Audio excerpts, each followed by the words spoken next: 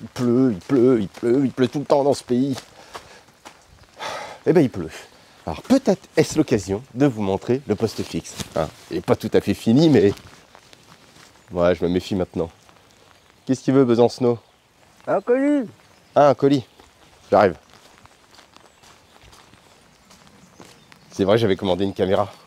C'est pas ce que c'est? Une ZWO? Non. Une Moravian? Non. Je sais même plus, tiens. Bon, on va regarder ça.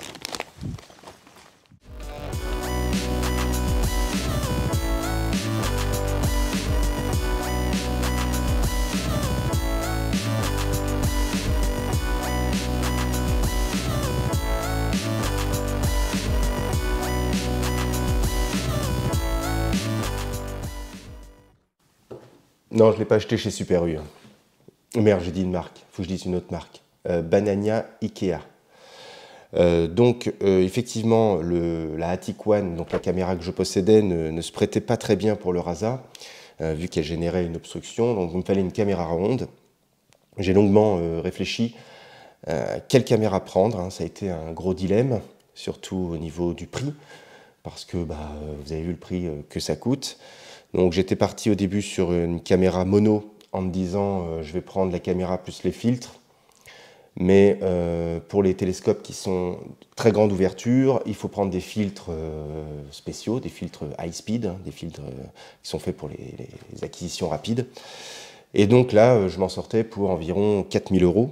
Donc même si je suis riche de vous avoir, 4000 €, bon, ma femme a dit non, voilà, tout simplement. Donc pour pouvoir profiter du Rasa assez rapidement, j'ai pris la décision de partir sur une caméra couleur, hein, malgré que ce n'était pas vraiment ma position initiale. Mais voilà, si je veux profiter de mon tube, il faut que je puisse shooter avec. Donc il a fallu prendre une décision, et je l'ai prise. Donc bien évidemment, tout le monde m'a dit, prends la 2600, la ZWO 2600 couleur, mais bon, tout le monde l'a, celle-ci. Donc si c'est pour faire comme tout le monde, ça ne m'intéresse pas. Les Moravian, alors les Moravian sont très très bien, mais je laisse ça donc à Guillaume de Astronaute. Si je baisse la caméra sur mon Rasa ne voit aucune étoile, hein, parce que la caméra elle est trop grosse, quoi. C'est trop gros, c'est trop gros. Donc par élimination, vous avez compris.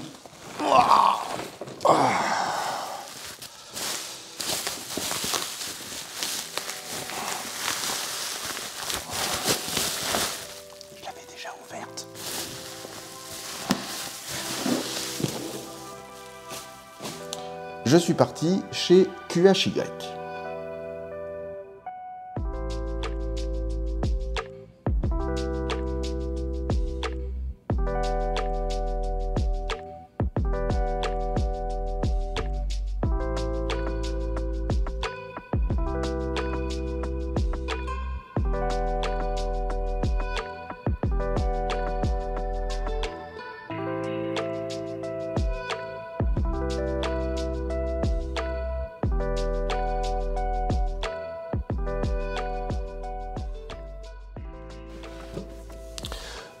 Donc c'est une QHY 268C. Donc on va dire, elle a le même capteur que la ZWO 2600 ou la Moravian de 26000, je crois, 26000. Donc c'est un capteur APS-C. Et pourquoi QHY? Eh bien écoutez, je trouve qu'elle a un petit peu plus d'avantages que les autres. Hop! Voici le monstre. Donc la caméra.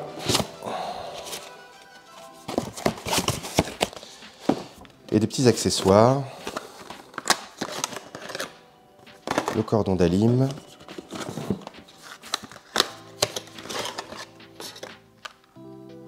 Donc une alimentation, 12 volts.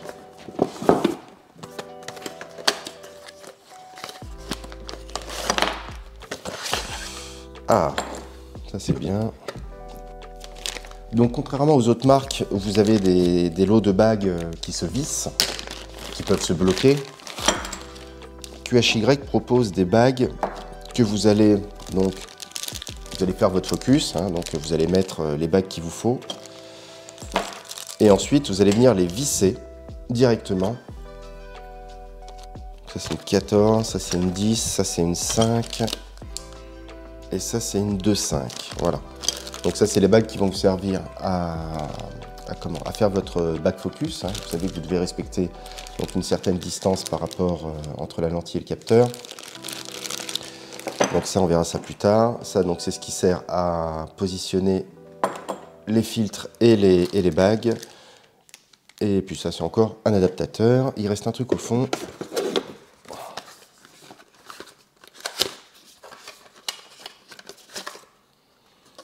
Bon, l'USB. Ah c'est bien, ça c'est une rallonge d'Alim je crois. Parlons un peu de ses spécificités. Donc c'est une caméra couleur capteur APS-C, 26 millions de pixels. Je crois qu'on doit être sur du 6000 par 4000, donc 6200 par 4000 quelque chose. Donc 26 millions de pixels. Et c'est la seule caméra de cette catégorie, en tout cas, qui propose plusieurs modes d'acquisition. Donc on verra ça un petit peu plus en détail lorsque je pourrai shooter avec et tester ces différents modes. Donc vous allez pouvoir utiliser un mode qui va aller chercher plus de signal, un qui va faire attention à ne pas cramer les étoiles, etc. Donc je suis assez curieux. C'est la seule caméra qui propose ces différents modes. Alors absolument toutes les personnes qui ont testé cette caméra ont dit que c'était vraiment un produit d'exception. Moi, si vraiment je dois en faire une critique, en tout cas à première vue, c'est qu'il manque un petit port USB, vous savez, pour voilà, brancher soit la caméra de guidage ou quelque chose d'autre. Bon, il n'y a pas de hub USB. J'en ai pas l'utilité de toute façon, car ma monture permet d'accueillir plusieurs périphériques. On verra sur le terrain si toutefois ça pose un problème. De toute façon, il n'y a que des solutions. S'il n'y a pas de solution, c'est qu'il n'y a pas de problème. Donc il me tarde de pouvoir vous la présenter un petit peu plus en détail. Donc d'ici là, abonnez-vous, les réseaux sociaux, le compte Utip si vous voulez soutenir la chaîne. Et je vous dis à très bientôt. D'ici là, bon ciel, après la pluie. Salut!